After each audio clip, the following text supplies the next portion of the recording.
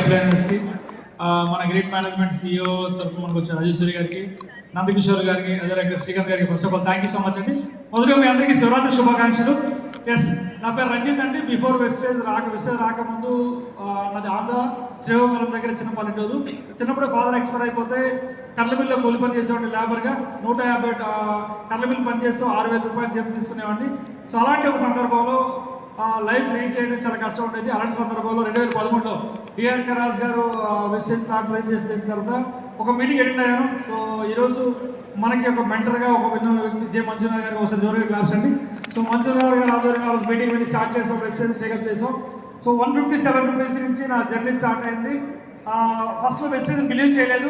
So అమ్మకి joint pains కోసం supplements వాడడం జరిగింది. మెల్లమెల్లగా అది తగ్గిన తర్వాత సరే స్టార్ట్ చేద్దాం ఉద్దేశంతో విత్ టీమ్ సపోర్ట్తో మెల్లగా స్టార్ట్ చేసాం. సో అక్కడి నుంచి 500, 1000, 2000, 3000, 10,000, 5,000, 50,000, 60,000, 70,000. సో 75,000 దాటిన ఫస్ట్ కార్ తీసుకోవడం జరిగింది. లైఫ్లో ఎప్పుడు కూడా కార్ తీసుకోలేని వ్యక్తిని మా తాతలు కానీ ముత్తలు కానీ ఎవరి దగ్గర కార్ ఉండేది కాదు. ఫస్ట్ కార్ తీసుకున్నాను. తర్వాత ₹1,00,000 వచ్చిన ఫస్ట్ ఇల్లు తీసుకోవడం జరిగింది. తర్వాత 1 lakh తర్వాత 1.5, 1 lakh, 2 lakh దగ్గరకు వచ్చాను. చెల్లికి ఇంకో ఫ్లాట్ తీసుకున్నాను. 1,75,000 ఇంకో సైట్ తీసుకున్నాను. 2 lakh వచ్చింది, చెల్లికి మ్యారేజ్ చేశాను. 3 lakh రీచ్ అయ్యాను. సో కోవిడ్ స్టార్ట్ అయింది. కోవిడ్ టైంలో చాలామంది ఎలా బ్రతకగలుగుతారు చూస్తే అదే కోవిడ్ టైంలో హైయెస్ట్ ఇన్కమ్ 4 lakh క్రాస్ అయింది. అప్పుడే సెకండ్ కార్ తీసుకున్నాను, ఆడి క్యూట్ కార్, లగ్జరీ కార్ తీసుకున్నాను. సో అదే రకంగా ముందుకెళ్తూ 4 lakh, 4.5, 5 lakh. So 5 lakh reach అయ్యాను. ఇంకొక ఇల్లు తీసుకోవడం జరిగింది. 6 lakh ఇంకో హౌస్ తీసుకోవడం జరిగింది. ఆఫీస్ కమ్ ఇల్లు తీసుకోవడం జరిగింది. 2.5 crore, 6 lakh, 7 lakh, 7.5, 8 lakh. Highest income 9,76,000 per month అండి.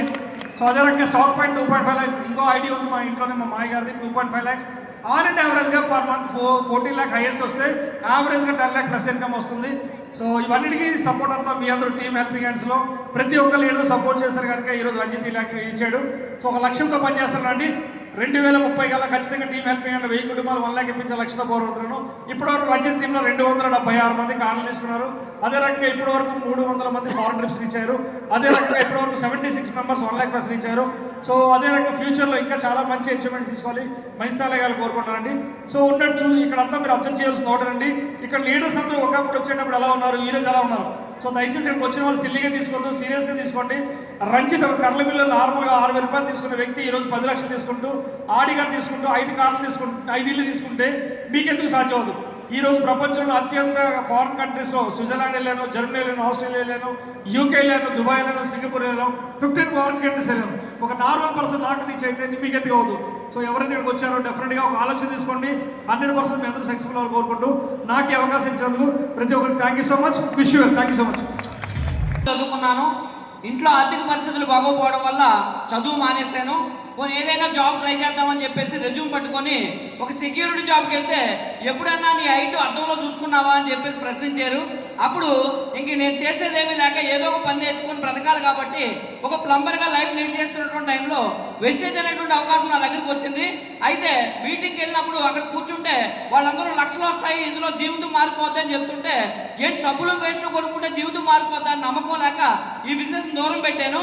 కానీ 1.5 year గడిచిన తర్వాత నాకు ఈ బిజినెస్ గురించి ఎవరైతే చెప్పారో ఆయన కార్ వేసి మా ఇంటికి వచ్చి గృహప్రవేశ ఇన్విటేషన్ ఇస్తే ఆయన చూసి షాక్ అయ్యి ఈ బిజినెస్లో ఎంత ఉందా ఏంటి తెలుసుకుందామని మరలా మీటింగ్కి వెళ్తే ఆ రోజు మీటింగ్లో విన్న తర్వాత నాకు ఒక విషయం అర్థమైంది.